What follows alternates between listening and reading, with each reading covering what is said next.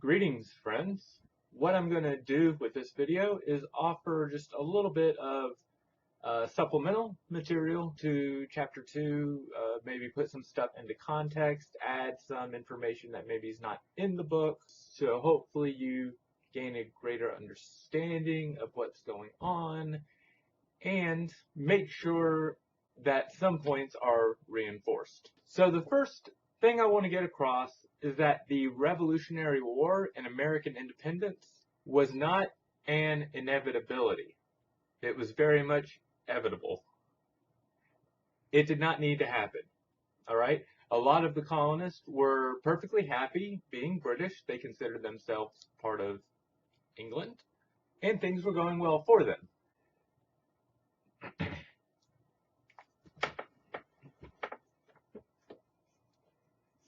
In colonial society, there were generally 5 groups of people that had an impact on the Revolutionary War and whether or not it happened.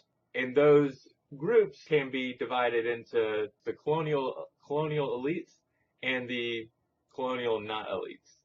The colonial elites, the rich people, the people that have power and influence in society, were made up of Southern planters, merchants, and royalists. Okay.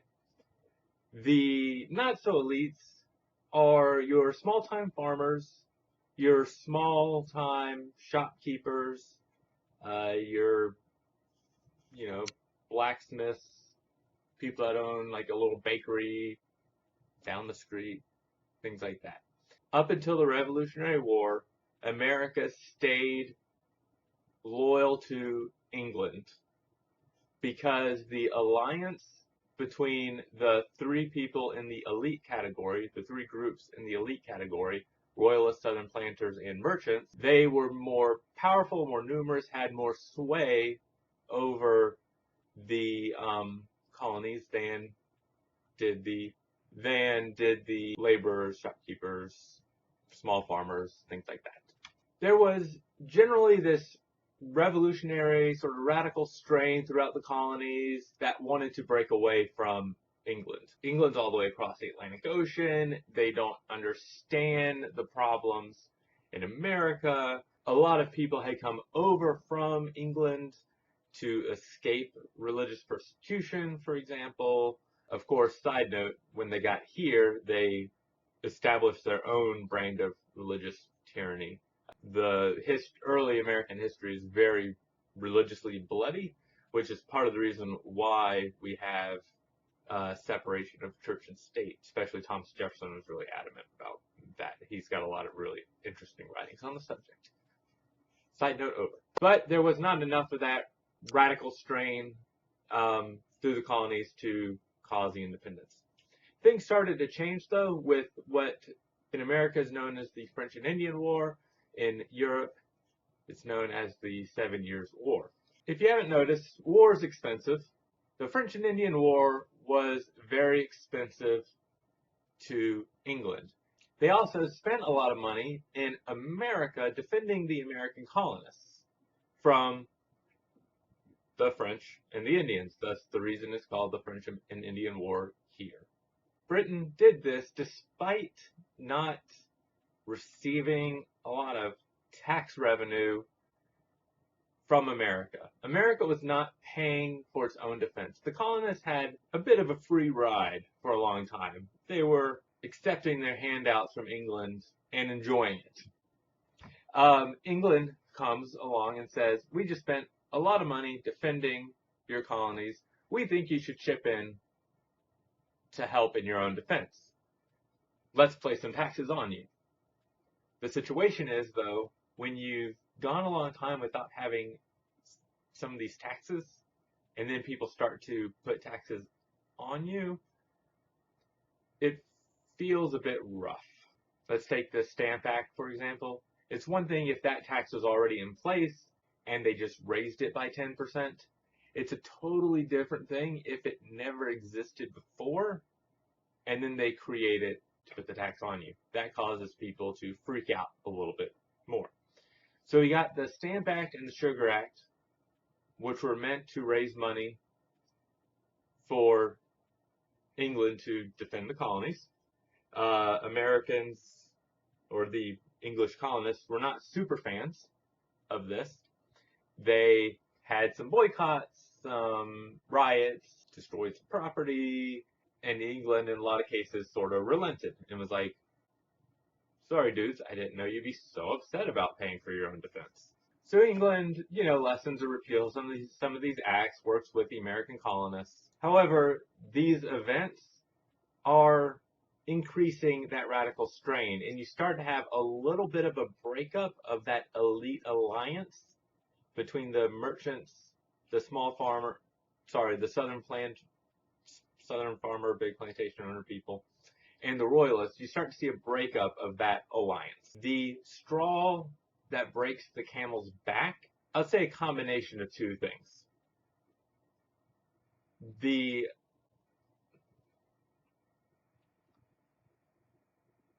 monopoly on the tea trade that England gave to the East India Company, and Samuel Adams' great political maneuvering regarding what he thought would happen if the colonists did something major to oppose the tea monopoly given to the East India Company. Samuel Adams gets a bunch of people together to protest this tea monopoly by throwing tea from ships into the Boston harbor. Thus, we have the Boston Tea Party. Britain cracks down hard on Americans, English colonists. They break up a lot of the colonial elected governments, install more royalist leaders of the colonies. They take away some of that representation that the English colonists had for a very long time in their own local colonial government. They shut down, for example, the Boston Harbor, keep the tea monopoly in place, and enact harsh new restrictions on trade. All of this really upsets the merchant class, especially that tea monopoly, because the merchant class loses the very lucrative tea trade. The merchant class would buy tea, take it, and then sell it to the colonists. Buy it from the East India Company or whatever other companies are overseas where they would get tea, and take the tea and distribute it to the colonists. They were that middle man in the tea economy, and they were cut out. So this radical revolutionary strain really then bursts up from the English colonialists, and we have the American Revolution. Very briefly, the story of the American Revolution: July 4th, 1776, Thomas Jefferson, author of the Declaration of Independence. It's a list of harms the King of England has done to the English colonists, thus providing a justification for the American Revolution. The American Revolution doesn't go so great for a little bit. George Washington, on the night of Christmas, morning after Christmas, crosses the Delaware and kills a bunch of Hessian soldiers, attacks them in their sleep on Christmas. If you're looking at the PowerPoint, explains the Americans, we will cross the frozen river to kill you in your sleep on Christmas. That is kind of the turning point of the Revolutionary War. It shows lots of people in Europe that maybe the Americans can win the war. Most importantly, France. If it was not for France, America loses this war. We owe the French our freedom. Otherwise, we'd all still be speaking English today. Har, har, har. See that joke there? Okay. But France comes to our aid, pours a crap ton of money into America, commits a whole bunch of, their navy to fighting the English on behalf of the Americans, and eventually America prevails. Hooray! America is free. The colonists are now states. The colonies are now states, and we've got to create a governing document. to rule over the colonies, right? Initially, there's a lot of fear of a strong central government. The colonists' first attempt at a government is known as the Articles of Confederation. The Articles of Confederation establishes a very strong state government, all right, and an extremely weak national government. The national government in the Articles of Confederation is essentially a unicameral legislature, meaning a one-body legislature, where each state has the same number of votes. The laws that the national government enacts, they have no way to enforce those laws. They need the state government's cooperation in enforcing the laws. Thus, if a state decides that they don't like a law that the national government passes, they can just ignore it. Be like, no, I'm not doing that. This leads to a lot of inefficiencies, a lot of bickering between the states. The United States, under the Articles of Confederation, can't do much of anything. This is shown by one big thing, Shays' Rebellion. Essentially, a bunch of people in western Massachusetts had a little bit of a rebellion. It takes the United States government a long, long time to put it down. That freaks out a bunch of people, and they're like, we need to find a way that we can provide for the adequate defense of this new nation. If it takes us that long to respond to an attack from the English, we're screwed, right? So we need to figure something else. The other major thing that was a problem for the Articles of Confederation was that in some states, the majority of the people actually had power. The American colonial elites did not have a revolution so that they could lose their power. They had a revolution so that they could maintain their power. The English were taking that away. They wanted to keep it. Under the Articles of Confederation, some state governments had like legit democracy where the majority actually had the power. When they had the power, they would do things like enact agrarian reform, which essentially in a lot of cases took some land from super rich people who maybe weren't using it all and redistributing that land to people that didn't have anything so that those people could work the land and provide for themselves. A bunch of the colonial elites are sort of shooken up by these developments. They go to Philadelphia, organize a constitutional convention. Initially, their goal is to reform the Articles of Confederation. However, James Madison comes to the convention armed with the Constitution. And since he's coming there with the Constitution, he says, hey, everybody, I know we're here to reform the Articles of Confederation. We don't really know what we're doing yet. So let's just look at this proposal I have. It's called the Constitution. There is a lot of debate over this Constitution. It was in no way a guarantee that the Constitution would be adopted. As a matter of fact, it's not really that accurate to say that the Constitution represents the will of the founders. The founders were in some ways a very diverse group of people. They were all rich white dudes. However, within their rich white dudedom, there were strong Democrats, all the way to people that wanted to establish King George Washington.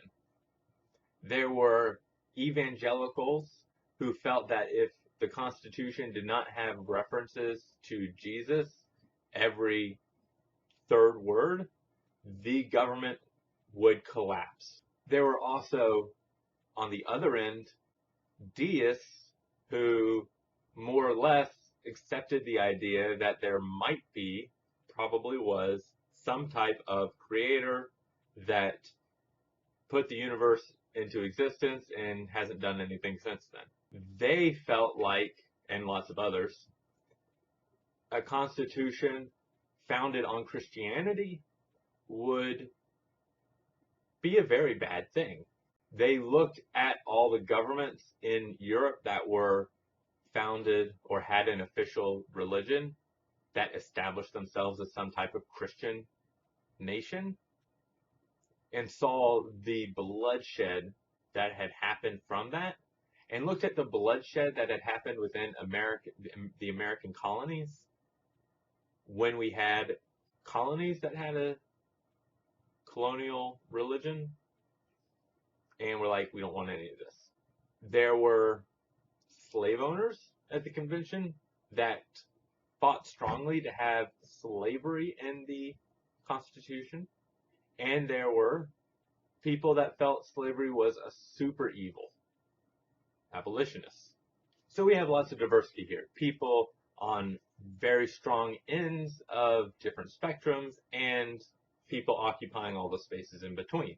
Now, why I say that it's weird or maybe wrong even to say that the founding fathers all agreed on something, or that the Constitution is somehow the pure will of the founders, is that in a lot of cases, the provisions of the Constitution that were enacted, nobody really liked, but they felt it was better than not doing something. An example, the 3/5 compromise. This is the compromise where slaves were counted as 3/5 of a person for the purpose of determining representation in the House of Representatives. The South wanted slaves to count as one whole person, which is weird because the South didn't think slaves were people. The North didn't want slaves to count for anything because they were slaves and didn't have any political rights in the South. There was lots of disagreement over this. In the end, the 3/5 compromise did not represent the will of the majority of the founders.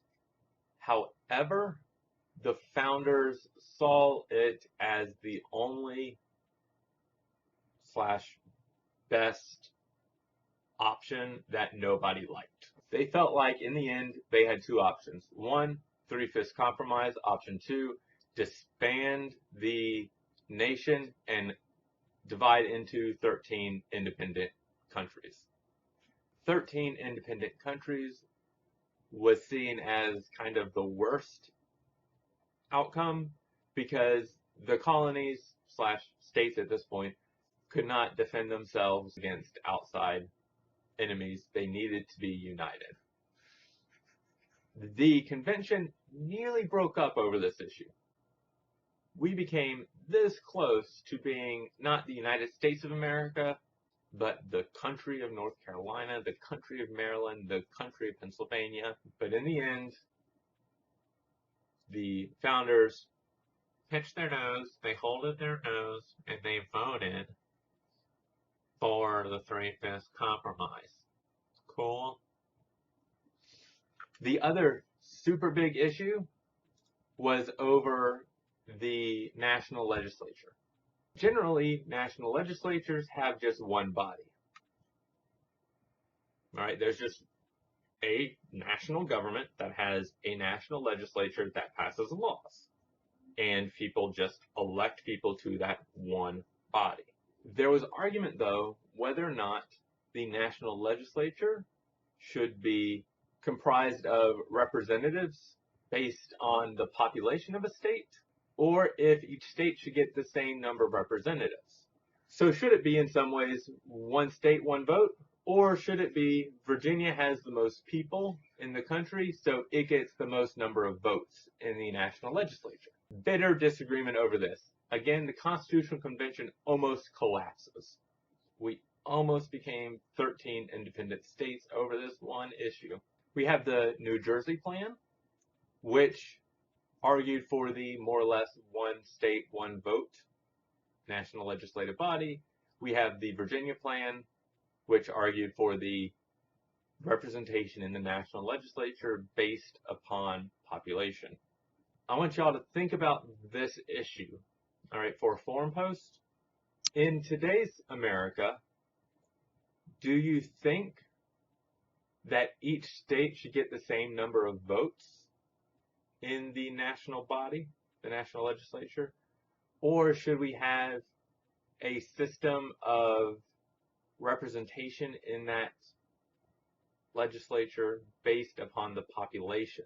Or should we stay with the Connecticut Compromise, which is what was adopted, where the national legislature was broken up into two bodies, the House of Representatives, which representation was based upon the population of a state, and the Senate, where each state got 2 votes.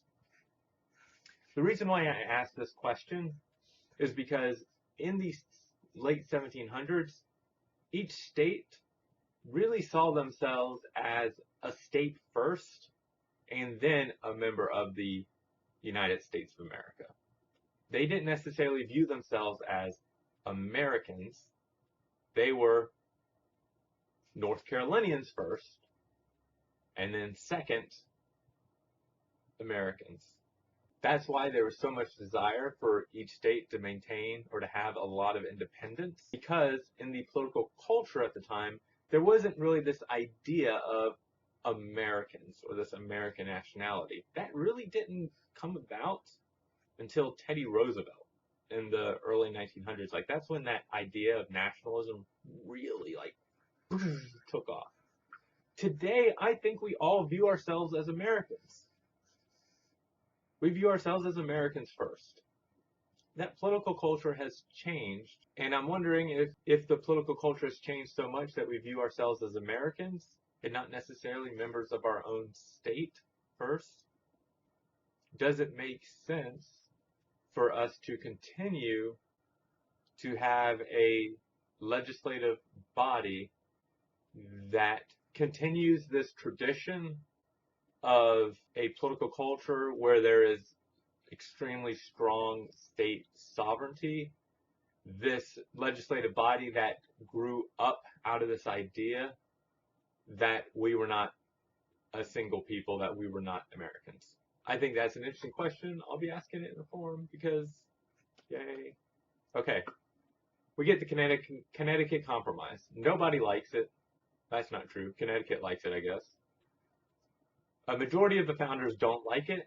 They want their own proposal, either one state, one vote, or all states having representation based upon their population. However, the convention is going to break up over this issue. It is either the Connecticut Compromise or the country of Virginia. So what the founders do is hold their nose and vote for the Connecticut Compromise.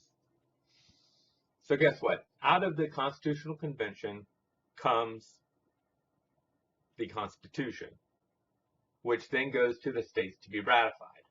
I feel like it's important to note also that the final vote at the Constitutional Convention was something like 36-19, maybe it was 39-16. There were 55 delegates. It was either 36 or 39 that voted in favor of the Constitution, and you had 19 or 16 of the representatives say at the end, no, we don't like this Constitution. We're not voting in favor of it. We don't think it should leave this chamber. It should die in here. It gets passed, though, and it goes to the states. There is fierce debate among the colonists about whether or not the Constitution should become the governing document of the land.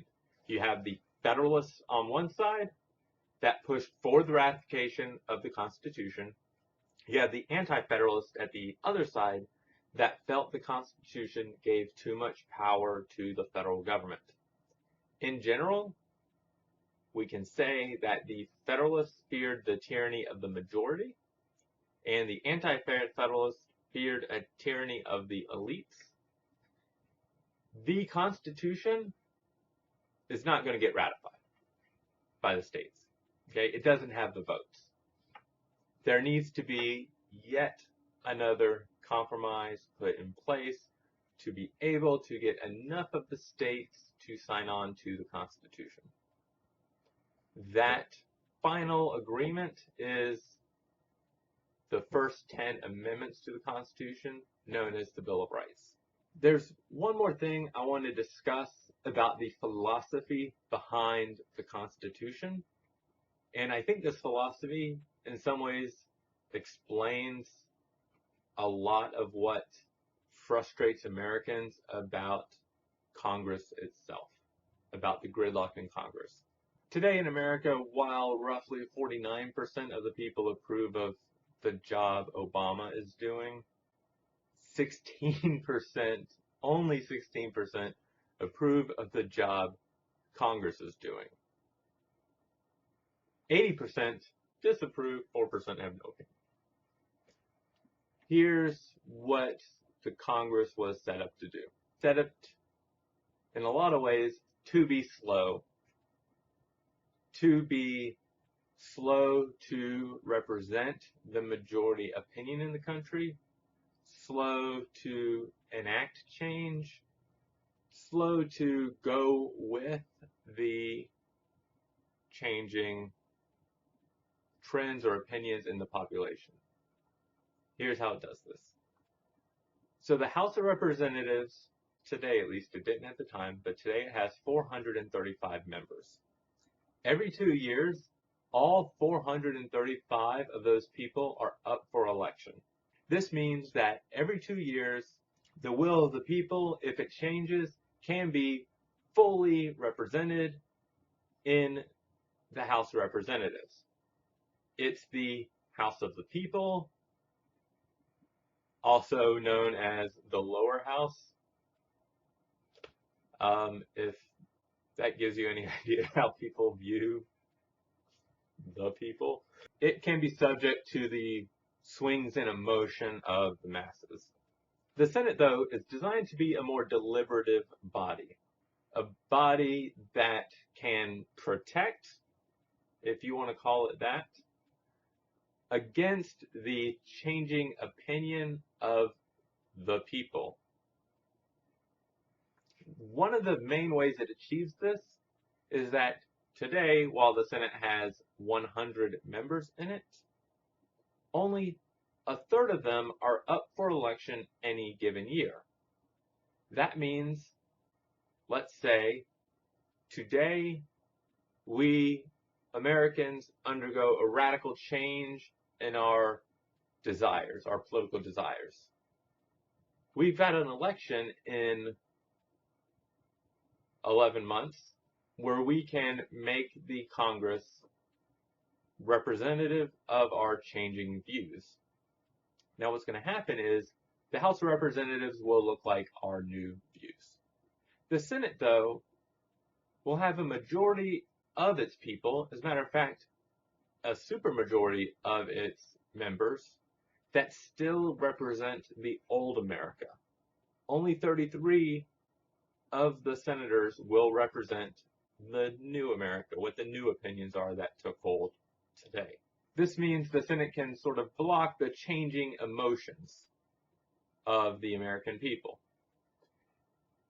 If something is going to get passed in the Senate, the American people must maintain their desire for that change for probably at least 4 years. Sometimes maybe all 6. However, what happens if today the American people all think one thing, we've changed our opinions, and then let's say in June of next year, after the November election, we've all changed our opinions back. We realized we had a gross overreaction to something, and we regret it. We have representatives in the House that represent that new opinion that we regret. However, in the Senate, things move at a slower pace. It can block that change in opinion. So we've got to want something for probably at least 4 years before it kind of happens, if that makes sense. Before we have people in office that truly represent changing views.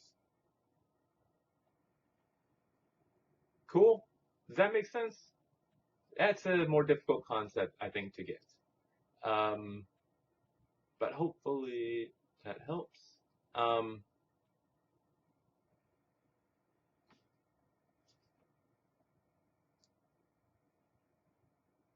dokie. That's a quick overview. Some of the other parts of chapter 2 that hopefully help shed light on it. Read the textbook. It has lots of other important and interesting information that you will be expected to know, some of the important clauses in the Constitution, and you'll see that forum post up soon. There's the quiz. All right. Bye.